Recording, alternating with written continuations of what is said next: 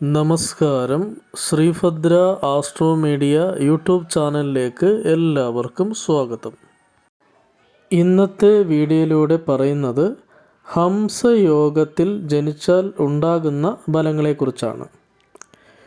ഹംസയോഗത്തിൽ ജനിക്കുന്നവർ രക്തവർണമായ മുഖം, ഉയർന്ന മൂക്ക്, ഭംഗിയുള്ള പാദം, പഞ്ചേന്ദ്രിയങ്ങൾക്ക് പ്രസന്നത, ഗൗരവർണം, തടിച്ച കവിൾത്തടം, രക്തവർണമുള്ള കണ്ണുകൾ, അരയന്നത്തിൻ്റെ ശബ്ദം പോലെയുള്ള ശബ്ദം, കഫപ്രകൃതി എന്നീ ലക്ഷണങ്ങൾ ഉള്ളവരായും ശംഖ്, താമര, തൊട്ടി, കയർ, ഇരട്ട മത്സ്യം, മാല എന്നീ രേഖകളെക്കൊണ്ട് അടയാളപ്പെട്ട പണിപാദങ്ങളോട് കൂടിയവരായും പിംഗല വർണമായ കണ്ണും വൃത്തമായ തലയും ഉള്ളവരായും ഭവിക്കും.